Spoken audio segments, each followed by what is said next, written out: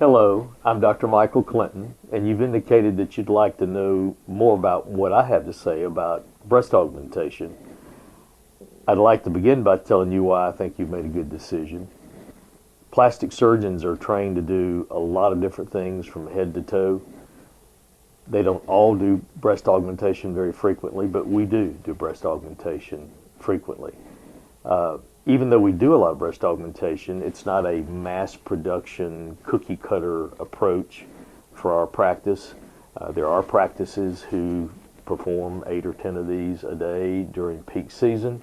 Our goal is not to see how many that we can do. Our goal is to do your procedure the very best that we can. So I think by starting out with a practice that does a lot of what it is that you want to do, is a good place to start, because that usually means that we've encountered most of the questions that you need to have addressed to give you the best possible result. You have options. Not only options in who you choose to have this done with, but you have options as to how this is done. Those options need to be discussed, and I think in practices that whose goal is to mass produce this operation, you're not going to be able to have the time to do those things. We insist that we take the time to give you all of your options. One of the first options has to do with breast implants. We could talk for months about breast implants and not scratch the surface about all the information that's out there. The Institute of Medicine has thousands of pages on breast implants.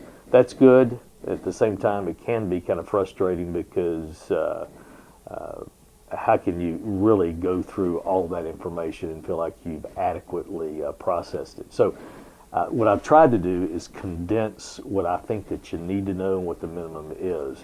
Breast implants have been around since the 1960s.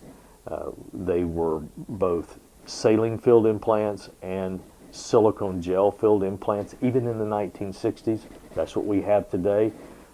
They are very different than they were in the 1960s. From the very beginning, breast implants that were filled with silicone gel were more popular than saline implants. Both type implants, both silicone filled and saline filled, were present from the very beginning. In 1992, after almost 30 years of having both implants available, the FDA stepped in and said, we don't know if there's enough information to say that a silicone-filled breast implant is completely safe. We asked them, well, what do you know? They said, well, we don't have any information that says that they're not safe, but we don't have enough information to say that they are safe. Now, we asked the FDA to look at the 30 years of experience that we had with breast implants, and they said, yeah, you may not be objective, you do this for a living. Our argument was that we were not charging anything more for a silicone breast implant, so why would we be pushing them unless we just thought they were better? But nevertheless, what the FDA decided to do in 1992 was restrict the use of silicone breast implants. Now, you got to remember, both implants, both saline-filled and gel-filled, both have a silicone shell. So you get silicone with either one, but one has a silicone gel, one has just saline, which is an IV fluid, salt water fill. So in 1992, they decided to restrict the use of implants, and the choice of words is very important. They did not ban silicone-filled breast implants. If they knew there was something wrong with the implant, then they probably could have banned it, but they simply restricted the use. How did they do that? They said that if you wanted a breast augmentation alone, your only option would be to use a saline-filled breast implant. The goal here was to bring down the total number of gel implants that were being used. If you wanted a breast augmentation with a breast lift at the same time, you had the option of using a saline or a gel, which didn't make much sense because we'd have two patients and they'd go, if it's okay for her, why isn't it okay for me? And then the whole point was they couldn't tell you that it wasn't okay for anybody. But it did achieve the goal that they had said, and that was it would bring down the total number of gels that were being used. So once again, They did not ban gel implants in 1992. They simply restricted their use while they could be studied. So from 1992 until November of 2006, that's what we had. Saline implants for breast augmentation, saline or gel for breast augmentation with breast lift. And in 1992, what happened was the FDA came out and said, we can't find anything really wrong with gel implants. So they were completely released for unlimited use. Bad news is, that's what we really tried to say back in 1992 based on our 30 years of experience. Good news is that patients now, you now have a choice between a saline and a gel. So during the time that salines were being used predominantly, what patients noticed was that there was rippling. Rippling takes place in all saline implants. It's just a matter of whether you can see it or not. People who have very low breast volume and low body fat just do not disguise the rippling of a saline implant very well. So these patients had rippling. Rippling when they took their bra off and leaned forward, you could see a waviness. When someone who's trying to improve or enhance the appearance of their breast, to have rippling of their breast implant is not what they're after. So a lot of the patients who had salines placed during that period of time changed to a gel implant once they became available and became unrestricted, so to speak. And what they noticed was not only did their rippling go away, they noticed that the implant was lighter, and they noticed that it felt more natural to them.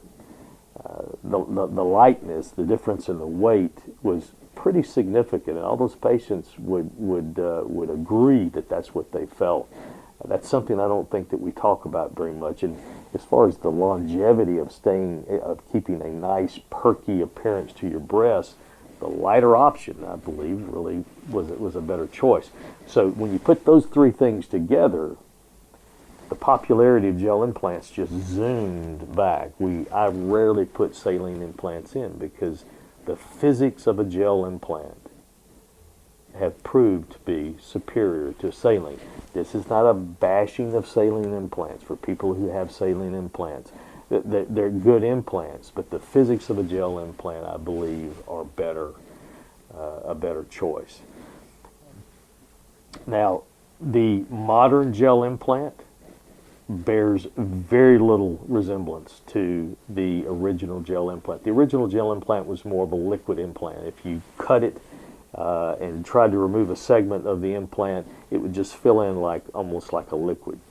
The modern gel implant, if you cut a pie-shaped wedge out of it, it's just going to stay open. It is not a liquid. It's a highly cohesive gel, and that is the term that's used. There's even a more cohesive gel that's somewhat called form stable, or what some people refer to in the internet as the gummy bear implant. It does have an application. We don't use it very often, but it's nice to have options. So that's one option, and that is the choice of what kind of implant to use. And there are hundreds of different sizes and projections and widths of implant, even smooth surface versus textured surface. And those kinds of decisions would be made at the time of your consultation, and would make sure that we were choosing something that best suited your purposes and your anatomic uniqueness, and that would be determined at your consultation. The other options that we have is how you put the implant in. There's several different incisions that can be made.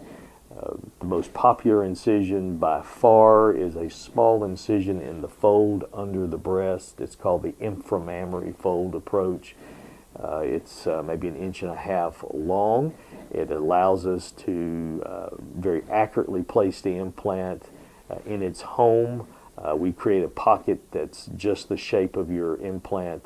It doesn't migrate anywhere, and this is the most popular approach. The other approaches would be under the arm, through the belly button, around the areola, and those all have more downside to them than the inframammary approach incision, in my opinion. That incision you can't see in your bra, you can't see in your bathing suit, and even with nothing on, you could lean back and pull your breasts up, and someone would have to get really close and look, and it's just a little fine line scar, but there is a scar. The other options would be, do you put the implant on top of the muscle or below the muscle? So what we call on top of the muscle is a subglandular, so it's on top of the muscle but under the gland. The other one would be under the muscle, and when I say under the muscle, I mean partially under your muscle, and that's what most people would also mean, but they don't necessarily say it, so we say partially submuscular. The pec major muscle comes from the shoulder, spreads out across the chest, and inserts along the sternum, along the clavicle. And there is no coverage in the area that we call inferior and lateral, but there is coverage in the other area. When we were doing predominantly saline implants, the best way to get a good result with a saline implant was to place it partially submuscularly. What that did was made the transition from you to the shape of your breast a more smooth transition instead of an abrupt transition. So that's where we kind of got in the habit of putting the implants in the submuscular position. That's why we placed saline implants in the submuscular position, was just to make that transition smooth and not abrupt, not like the Pamela Anderson look, and most of our patients are not after that very abrupt transition from you to the shape of the breast implant.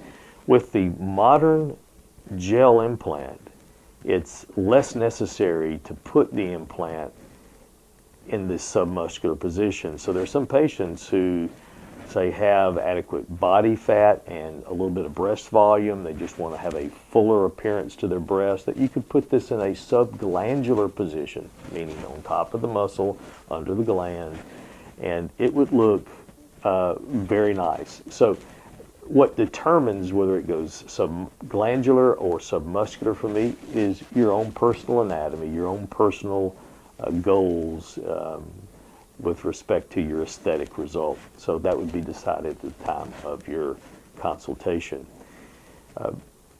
We know that size is an issue. That's why you're here. I'm not the guy that people come to for huge, gigantic breast implants. I know how to do that operation. It's just a technical exercise. But we're more about creating assets for you than creating liabilities. So we think that a very large breast implant can certainly be a liability. What I see happening too much, I think, in the market is people come in with a little bit of droopiness in their breast, and we know that adding some volume can correct that droopiness, but what's happening is, I think out in the market, is that people are adding way too big a breast implant, trying to lift the breast more than it actually can be lifted with size alone, and what you end up is having not just a small droopy breast, but a very large droopy breast, which really creates some issues.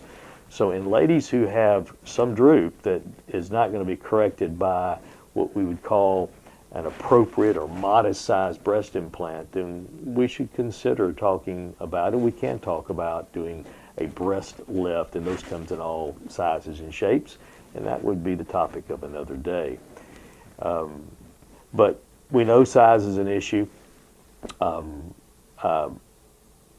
and more patients these days are opting for a size that is a very reasonable size because they're more athletic, they're more active. We see a lot of moms who've got kids and they want to be able to certainly not have their breasts be the focus of their appearance, but they also want to feel very comfortable wearing that bathing suit and certain clothes and have proportion in their body.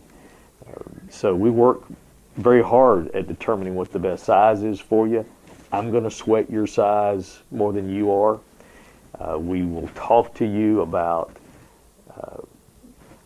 how we communicate about breast size. I know it's still about cup size, but cup size is really a very inadequate way to communicate about breast size in general, because a C cup for you is going to be different for the other people that we have, say, even here in the office.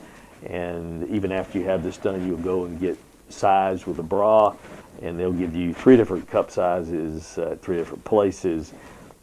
But I still find it rather useful for someone to tell me, based on general cup size, kind of what it is, what their goal is, and then I can translate that into what implant would be best for you. We're going to make some measurements during your examination of your natural base diameter, and that will help us determine what the appropriate breast implant would be. We don't want to exceed your base diameter. That would give you too much width. Your arm may hit your implant. It would also give you too much volume centrally.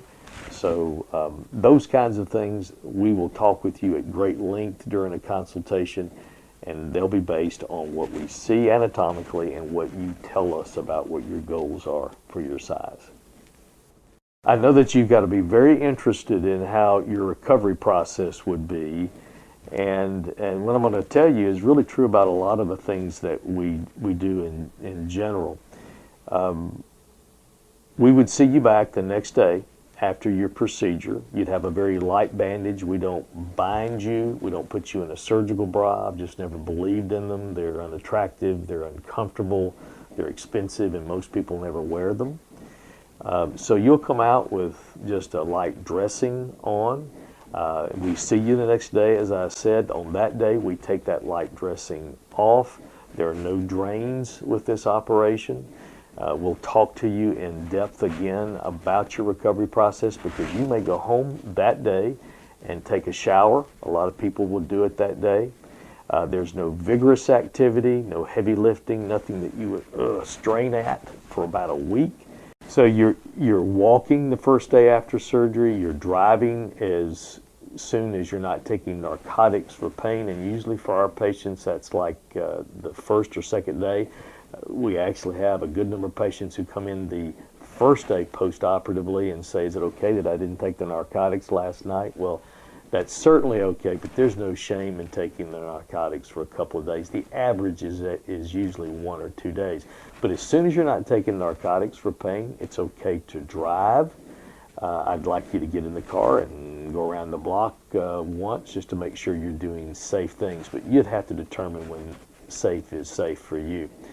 But after 1 week, I'm going to say, if it hurts, don't do it. If it's just sore, and there's definitely a difference between the two, if it's just sore, then just be cautious for the next couple of weeks. You're about 90% healed in 3 weeks. Usually after 6 weeks, our patients say they've had time during the day where they've even forgotten that they had this done. Early on, you're going to feel like you're bigger than you are. And most patients go through a time there for the first few days where they just feel huge, no matter what breast implant that we choose. And it's a body image thing. But after 2 or 3 days, and if we do our job in kind of preparing you for that, it's not going to be as big a deal. But for 2 or 3 days, you may still have that feeling. But after 2 or 3 days, you're going to look and you go, I don't know, that's looking pretty good to me. And then after 3 months, even though initially you felt that you might be too big, after 3 months, I'm going to ask you, okay, it's magic. No operation involved. You can snap your fingers. You can go bigger. You can go smaller. What would you do? And you're going to look at me, and you're going to be a little bit sheepish, and you're going to go, maybe just a little bit bigger, but don't touch them. And that's really the kind of response that we're getting. And as we sit as a group and analyze those responses, because we really do want to do the right thing for patients, as we analyze that, we realize that's probably where we want you. We'd rather you say maybe just a little bit bigger but don't touch them, instead of going maybe just a little bit smaller, because that means you're walking around and you're very conscious, self-conscious about your size. So that is the pretty average response to size for our patients. This operation will be performed here in our office operating facility. It's a fully accredited facility. It's not a doctor's operating room. The hospital operating rooms and the surgery center operating rooms in this state are no more accredited than our office operating facility.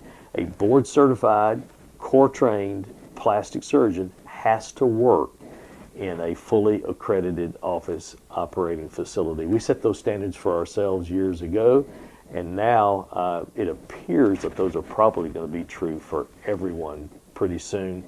We'd love to hear that because we've been abiding by those kinds of standards from the very beginning. But that's what you'll get here. Now, it's about 20 steps in that direction. It's located here in our office. You'll have a nurse anesthetist that will do your anesthesia. They're extremely good at what they do. The group that has been working with us has been working with us for about 7 years, and I have complete trust in their abilities because of our experience with them. We're going to give you an opportunity here in a minute to meet with our case coordinator, who is, we call her Britt. That's short for Britannica because she knows so much about what it is that we do. She can help you with other questions. She can also give you what's called a procedure quote for today. You'll know exactly what it costs. My case coordinator is also my scheduler. I also call her my air traffic controller because she has lots of airplanes in the sky. She's trying to get them in for a landing. So she's very good at accommodating people's schedules. So if you get to a point where you'd like to schedule, she's the person that would take care of that. When people decide to schedule with us, we try to set up a pre-op visit. If time allows and you'd like to have a pre-op visit, we like pre-op visits. That is a time when we can get you back and talk about the plan and make sure that it suits your expectations. And it also gives us a time to share things with you that we think you need to know and do to optimize your results and to prepare you for your recovery again. So we've talked about those recovery things now, but we'll also talk about them again at the pre-op visit, and we'll also talk about them at your first day post-op visit. We see you the first day post-op, we see you in a week, and then we see you usually 3 or 4 weeks later, but we're available for certainly for you to call us or to come by and see us if there's any questions that concern you during the interim time. People ask me, when is it appropriate to wear a bra after breast augmentation? Initially, you're going to look larger, but what's going to happen is you're going to settle. We don't use the word drop. We never use the word drop when we talk about breasts around here. So what you'll do is you'll settle. Your breast envelope, your breast skin brassiere will relax and allow your breast implants to settle into a better position, and you will no longer look high. Your size won't really change, but you will soften. The question is, well, when do I buy that nice, attractive, supportive bra? It will determine on when you settle. For a person who's in her 20s and she's never had children and she's got a very tight skin brassiere, she's going to take a little bit longer to settle, and it's probably going to be more like 4 to 6 weeks before she's ready for a bra. For a patient who's had 2 or 3 children and been stretched through pregnancy and maybe even breastfeeding, she may actually, as soon as 2 weeks post-operatively, be ready for a bra. We'll help you with that decision. Typically, when the bra fits, that's the time to buy it. We have several recommendations on places to go to be fitted properly, places that will fit you at no expense, as long as you tell them that you've had your procedure done with us. And then you can take that information and do with it as you will, either buy a bra from them or there are lots of different options. The staff here at the office can also help you with that information. Certainly for patients that live out of town, we encourage them to stay in town, and even better, to stay in our suite that we have over at Summerby. It's a little one-bedroom efficiency that is very convenient to our office. It's just right across the parking lot. We provide that to you as a courtesy. We don't charge for that. We think it's a great way to keep you close, and certainly for the people who are out of town, we want to be able to have access to you, and you have access to us if there's something that we need to take a look at, even the night of surgery.